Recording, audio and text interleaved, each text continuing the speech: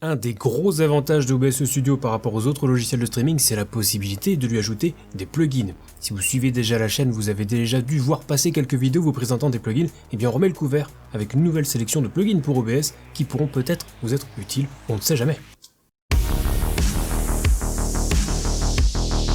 Salut YouTube, c'est Tom, le youtubeur préféré de votre streamer préféré. Aujourd'hui je vous présente donc quelques nouveaux plugins pour OBS et avant de passer à la liste, je vous informe que cette vidéo est sponsorisée par Owned. Pourquoi? Eh bien parce qu'ils ont développé un plugin pour OBS, justement. Vous pouvez télécharger ce plugin Owned Pro et l'installer en quelques clics seulement. Il vous donne accès à plein de fonctionnalités que j'ai détaillées dans une vidéo précédente. Pour encore plus de fonctionnalités, vous pouvez vous abonner à partir de 15 € par mois. Avec mon code promo, c'est dégressif si vous vous abonnez sur une période plus longue. Et maintenant, il y a même des abonnements incluant un pass Epidemic Sound. Pour avoir de la musique libre de droit, des effets sonores utilisables à volonté. Vous pouvez aussi essayer la version gratuite bien sûr, mais avec un abonnement vous avez accès surtout à plus de 500 overlays et plus de 500 alertes et vous pouvez absolument tout tester. Vous pouvez par exemple récupérer le pack de stream Zero Absolute Gaming développé en partenariat avec Owned. Ce n'est évidemment qu'un exemple, mais si ça vous intéresse, je vous laisserai mon lien affilié dans la description juste en dessous, un lien vers la vidéo pour tout savoir sur le plugin Owned Pro et vous pouvez désormais utiliser mon code promo TomTom pour bénéficier de 50% de réduction sur tous les abonnements Owned Pro. Alors petit rappel également sur la façon dont on installe un plugin sur OBS. Soit vous récupérez les fichiers sources dans une archive en général .zip, dans ce cas il faudra copier le contenu de l'archive et le coller dans le répertoire d'installation des plugins par défaut d'OBS qui se trouve normalement à cette adresse, un programme Files OBS Studio.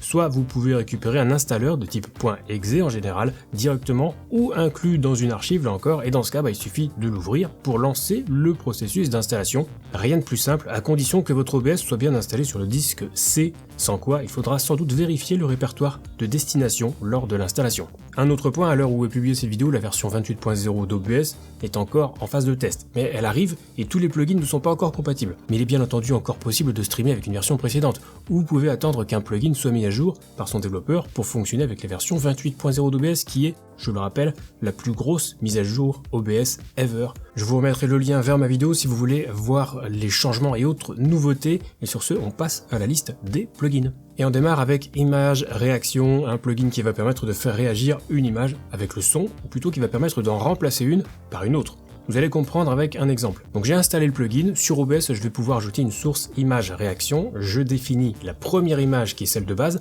je choisis une seconde image qui sera celle affichée grâce au son, je vais évidemment choisir la source audio qui déclenchera le changement d'image, par exemple mon micro ou toute autre source. Je peux ajuster le seuil de déclenchement et la douceur du changement. Alors là pour le coup c'est vraiment les seuls paramètres sur lesquels il faudra faire quelques tests et une fois que tout est réglé, quand je parlerai dans mon micro, si j'atteins le seuil que j'ai réglé au préalable, j'aurai un changement d'image comme vous pouvez le constater. Bon c'est plutôt rigolo, ça permet de faire une webcam un peu originale ou carrément pourquoi pas permettre de streamer sans webcam, parce qu'on a vu plusieurs options déjà pour streamer sans webcam dans une vidéo précédente, et bien en voici une autre. D'ailleurs si on réfléchit un petit peu plus loin, on pourrait même mettre en place plusieurs sources image réaction pour ne pas être limité à seulement 2 images et créer d'autres émotions.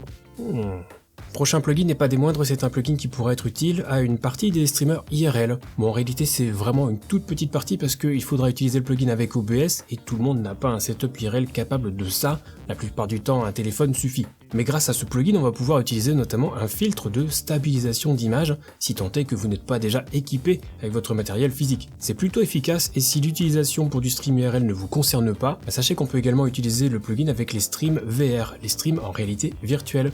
Ça permet de grandement diminuer les secousses inhérentes au matériel de réalité virtuelle et le résultat est assez bluffant là aussi avec un plus grand confort en stream et donc un plus grand confort de visionnage pour les viewers. Et ça pour le coup ça pourra intéresser peut-être un peu plus de monde donc à tester, c'est vraiment efficace. Il y a aussi d'autres filtres qui viennent avec ce plugin pour ceux que ça intéresse, notamment les filtres FSR et Fidelity FX d'AMD. Le plugin suivant va permettre de faire ce que permet déjà de faire le site Restream, que je vous ai déjà présenté. Et en gros, vous allez pouvoir streamer sur plusieurs plateformes en même temps, directement via OBS. Alors attention, je rappelle que si vous êtes affilié Twitch, vous n'avez pas le droit de streamer sur plusieurs plateformes en même temps. C'est indiqué dans l'accord d'affiliation, donc faites pas n'importe quoi. En revanche, si vous n'êtes pas affilié, et bien grâce à ce plugin, vous allez pouvoir définir plusieurs serveurs RTMP, par exemple Twitch, YouTube ou Facebook Gaming, avec une option pour avoir un encodage séparé pour chaque plateforme. Bon, et là il faudra vraiment une machine de compétition, je conseille pas forcément, mais on peut tout aussi bien envoyer le même stream sur toutes les plateformes. Et donc exactement comme Restream pour le coup. On pourrait même streamer sur plusieurs chaînes Twitch en même temps. Le tout est de récupérer les adresses des serveurs RTMP, que ce soit pour Twitch, YouTube, etc. Mais ça peut devenir un outil vraiment très puissant. Bon, déjà là on a 3 plugins plutôt cool, vous allez voir que c'est pas fini. Donc si la vidéo vous plaît, pensez à laisser un petit pouce bleu, vous pouvez aussi vous abonner à la chaîne et activer la cloche pour ne pas rater les prochaines sorties, et sans plus tarder on passe à la suite. Les 2 plugins suivants, je vais les regrouper parce qu'ils permettent de faire la même chose. Imaginez que vous ayez 2 PC mais pas de carte d'acquisition. Et bien comment vous faites pour streamer? Bien, vous pouvez faire transiter les informations d'un PC à l'autre afin d'en streamer le contenu, exactement comme avec une carte d'acquisition, mais sans carte d'acquisition. La condition, c'est évidemment que les 2 PC soient sur le même réseau local, et il faudra installer OBS sur les 2 machines. Ensuite, vous pourrez utiliser l'un des 2 plugins qui permettent de faire ça, donc soit le NDI NewTek, qui est le plugin le plus connu, et sinon vous pouvez aussi essayer Teleport, qui est un petit peu plus récent. Alors le plugin NDI existe depuis plus longtemps, il a évolué au fil du temps, pour ceux que ça intéresse. Le magicien de la Team Zero Absolu que vous pouvez retrouver sur Discord, notre bon Freddy, a fait un tutoriel sur le NDI HX, je vous mettrai le lien dans la description juste en dessous. Mais que vous choisissiez le NDI ou le plugin Teleport, le principe sera le même, il y aura un émetteur et un récepteur. L'émetteur sera par exemple votre PC de jeu, et le récepteur sera le PC de stream, qui recevra donc l'image et le son via le réseau local et grâce à l'utilisation de ces plugins. C'est très pratique, ça marche plutôt pas mal. Bon, il faut quand même un bon réseau, mais c'est une très bonne solution pour ceux qui n'ont pas encore acheté de carte d'acquisition.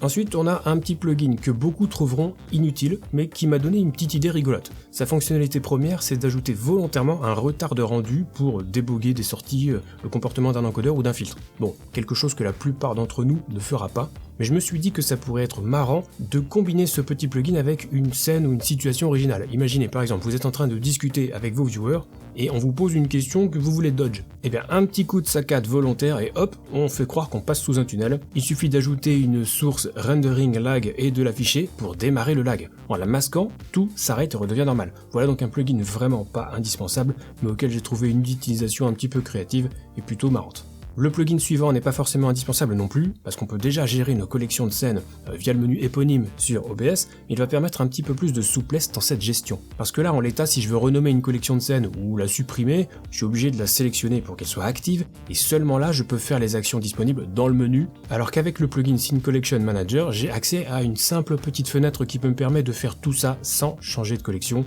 En quelques clics, je peux ajouter une collection, en supprimer une, renommer, exporter, basculer dessus, je peux même faire une sauvegarde de mes collections. Bref, les fonctionnalités de base d'OBS, mais regroupées sur une interface beaucoup plus pratique. Et on termine avec Soundboard Dock. Comme son nom l'indique, c'est un soundboard que vous allez pouvoir mettre dans un dock. Alors pour ceux qui parlent pas bien l'espagnol, un soundboard c'est une espèce de tableau avec des effets sonores que vous pouvez choisir. Ça se fait pas mal avec le Stream Deck, ça peut se faire aussi avec le Go XLR standard. Il existe plein de façons différentes de faire un soundboard, mais là, bien grâce à ce plugin, vous allez pouvoir en avoir un directement sur votre interface d'OBS. C'est très facile à prendre en main, l'ajout des sons est intuitif au possible, et ça fonctionne très bien en stream et sur un enregistrement. Le seul souci que j'ai rencontré moi de mon côté, c'est que j'ai pas réussi à faire fonctionner le monitoring. Impossible de récupérer les sons dans mon retour casque, mais je confirme que ça marche sans problème en stream, les sons sont bel et bien joués. Et voilà pour cette nouvelle collection de plugins pour OBS Studio.